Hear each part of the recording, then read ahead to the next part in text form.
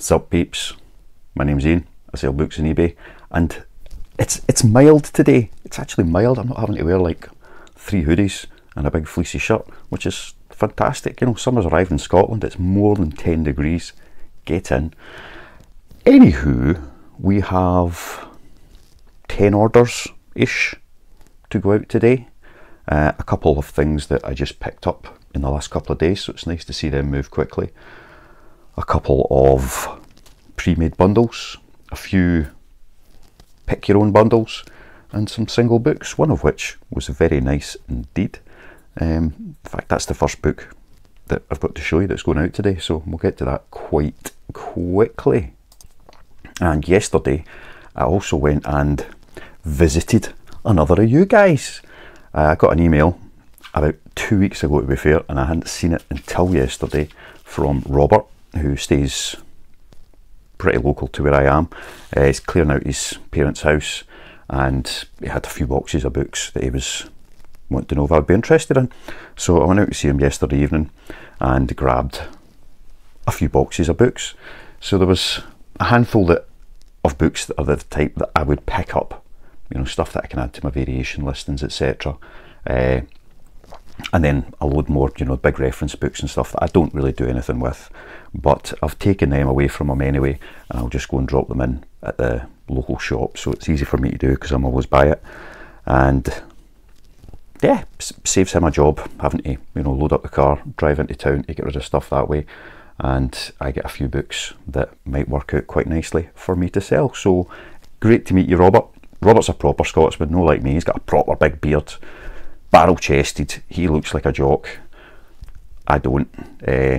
But another wee thing, he works as a sound engineer, a technician on a local podcast. Podcasts aren't local, they're worldwide, but he works locally, and he's a sound engineer for a podcast, and he used to do the same stuff. He was a tech working on audiobooks. So I'm thinking at some point in the not too distant, I'm going to try and get another wee conversation with Robert about what he did with that, because books is books. He's involved with books, so I want to have a bit of a chat with him and stick it up here for everybody else to share and hopefully enjoy. Anyway, let's get on with the orders. The first book I have got going out today is this one. So it's continuing the original adventures of TV's $6 Million Man. So The High Crystal by Martin Caidin, the third cyborg adventure. It's really good condition, proper vintage paperback. I don't think this has ever been read. I don't even like opening it up because that might, you know, do more to it than it is. First published 1976, so it's the first paperback edition of High Crystal, and that sold, look at that cover, isn't that great? You can see his cyborgness and everything. £53.99. So I know there's the movie coming out, or maybe the movie's out, it's somewhere round about, but yeah, that was a cracking sale to start the day. So £53.99 for that little beastie. I'm going to set that there very gently just to make sure that I don't end up dropping it, standing on it, and causing it unnecessary damage. Next one going out is another single book, Mayflies, Andrew O'Hagan. This was on the TV last year or the year before. They made it into something. Yeah, again, really good condition book. I think it's maybe been read. There's one wee crack in the spine. Otherwise, really good nick. And that sold for £6.84. So that's a more normaler type of sale. Right, what is next? Next is Katie Flynn. Where is Katie? Here is Katie. Right, we've got 5 Katie Flynn paperbacks. The Katies sell. Get authors with the name Kate or Katie, and they sell. It just seems to be a rule of thumb. But 5 of those, £12.99. We'll stick them down there. And then another bundle, not Kate or Katie. This is Anne this time, but didn't sell these for a wee while. went in, refreshed the listing, didn't really change much, and they've started to move again. So Ann Cleeves, 5 Ann Cleeves paperbacks, and again, can you guess the price? No? Well, it's a surprise, $12.99 for 5 Ann Cleeves books. Then, first of the pre-made bundles, so you won't be able to see them because they're all wrapped up in there. Virginia Andrews, so it's 2 sets, Orphans and Wildflowers. So there was like 4 novellas to each of those, and then a standalone novel afterwards.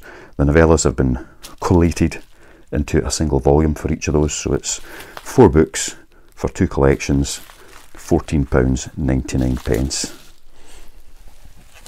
for some Virginia Andrews. And I had them sitting for ages, and then picked up another few and thought, oh, there must be some series and some sets, because there was like Flowers in the Attic, which I don't have a set of, but I've got almost sets of a few others, so I'm going to keep my eyes open and get them made up and get them listed. But I wanted to try 1 or 2 first, see if there was any interest in them. There has been. It's been a couple of weeks, so I'm going to go ahead and get some more of those,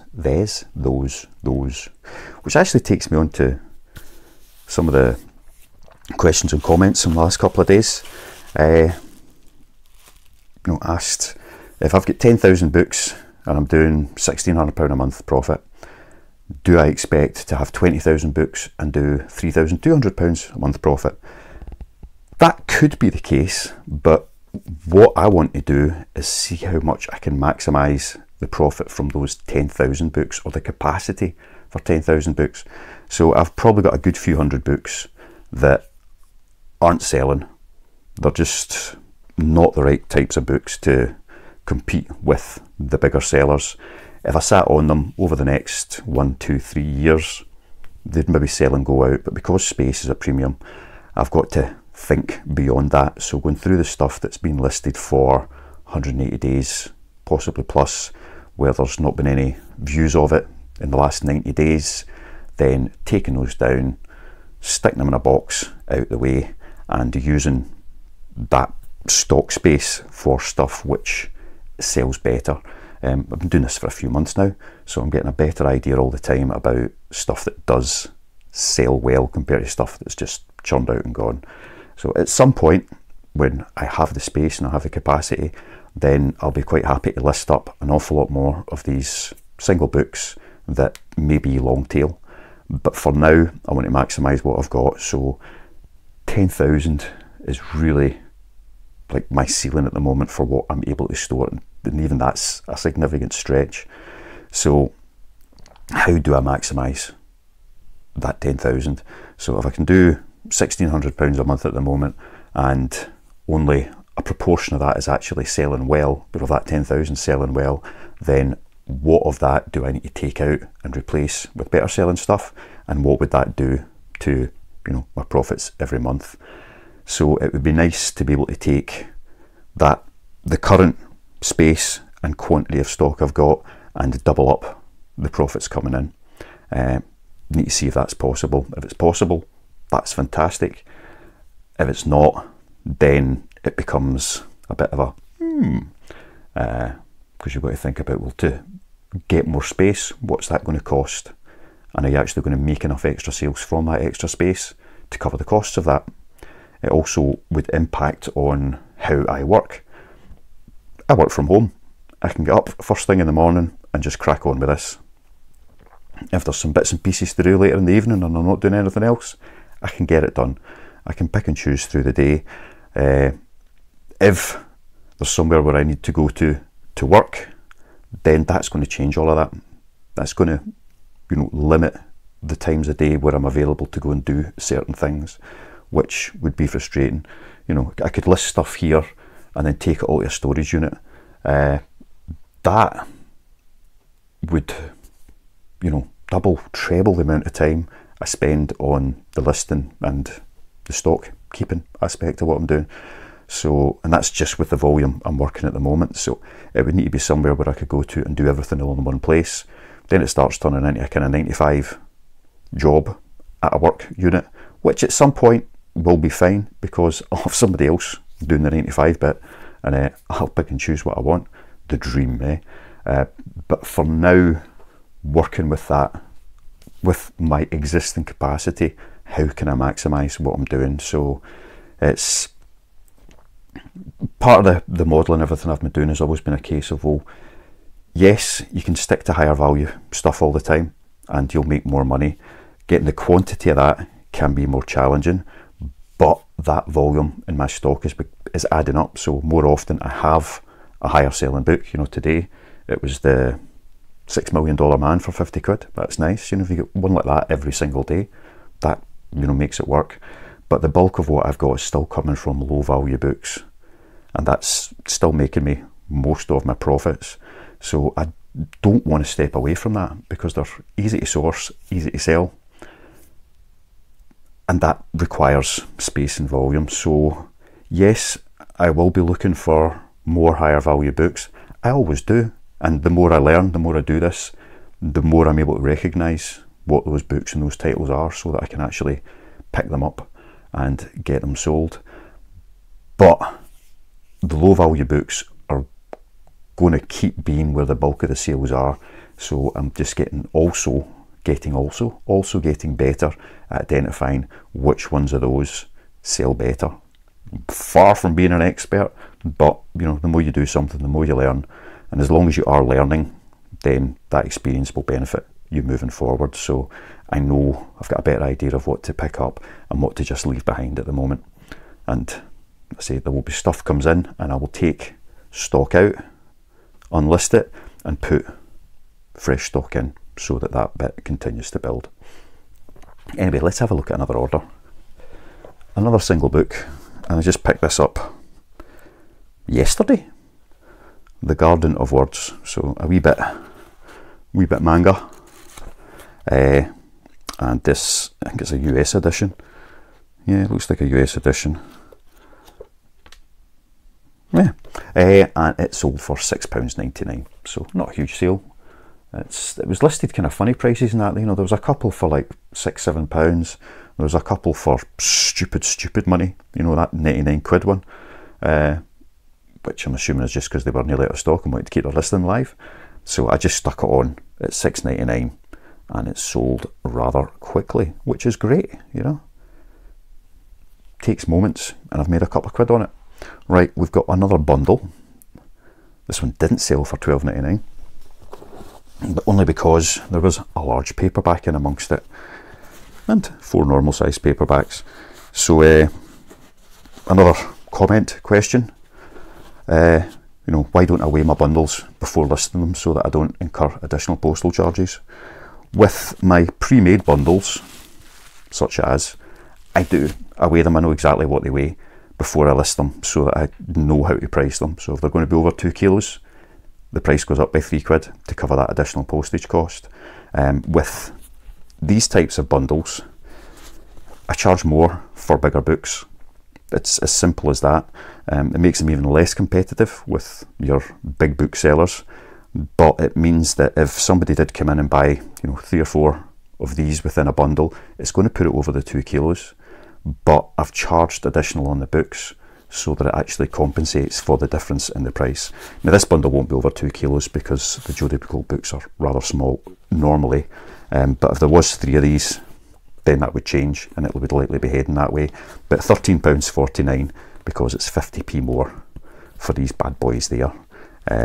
Let's say it'd be 3 or 4 of them for it to influence that bundle size, but that's how I try and make sure that I don't end up having to spend more on postage when I'm getting the same amount coming in. If I'm paying more on postage, typically there's more coming in, and every now and again that doesn't work out, and it'll be 5 normally priced books that take it just over the 2 kilo, so I'm having to pay an extra 3 quid in postage. But I know that happens, I know that's the case, and I don't have an issue with that because it still works out. I make profit on it, and across all of the sales I still make profit, so it's a balance. Right, what's next? Only got a couple more to show you. Here's actually an example of a heavy bundle. This will be over 2 kilos because it's got a big hardback at the bottom, and Stuart McBride books are not typically tiny. but the hardback, more gets charged for it, which means that the total for this lot was $15.99. So instead of it being a $12.99 sale for 5 paperbacks, it's got the big bad boy at the bottom, pushes the price up, and I'm making an extra £3 on that sale, which covers the additional postage costs to get that one out. So that's a good example of what I was talking about. I should have picked them up and showed you them before I started blethering, but there we go. That's those ones for Stuart McBride and a Neil Lancaster, which was just a bit of a random book sat there. What have we got next? What do we have next? Next we have Jessica Fellowes' Mitford Murders. So 5 books, all Mitford murder books. First 5, I don't know how many are in that series in total, but there's the 5 of them there, and they sold pre-made bundle, obviously, as you can see, for $19.99. I've got a few more Jessica Fellow books kicking about, maybe 3 or 4, so I'm just looking for another couple so I can make them into a set again, and that's taken a couple of weeks, and it sold for 20 quid, so that was nice. Right, one more, and this just came in as I was setting up to do this today, so it's not even been picked, but it's nearby because I just listed it yesterday. So this is another one that I picked up yesterday and has sold straight away. Funnily enough, I had 2 of these. One's been sitting for weeks, months, and there's not been a bite on it. As soon as I added another one to the listing yesterday, so that was the only change I made, quantity 1 up to quantity 2, and one sold straight away. So Jill Murphy, Worst Witch, 8 book collection, and that sold for £12. So again, a kind of typical size sale, but quite nice for one of them to go, and hopefully the other one will go soon as well. Let's plonk that in the pile as well. I've got a cat about to jump through everything here and knock all things sideways. Stay. Don't think that works with cats, but it's always worth a try. Wished. No, that doesn't work either. He'll be wanting fed again. It must be at least half an hour since he's eaten, so I want more food. Anyway, that is all I'm going to go through today. I had a wee bit of a pick-up yesterday afternoon. Grabbed 50 odd books. Went out and visited Robert yesterday evening. Picked up kind of the same. So there's a few to get listed, but there was nothing crazy, exciting or interesting in amongst it. A few box sets, lots of singles, a wee bundle of manga, so on and so forth. So nothing great to share with you there. I've got the potential to go and grab a couple of books this afternoon. I'll see if I've got time and I can fit it in round about the other bits and pieces I have to do. But for now, see ya, love you, bye!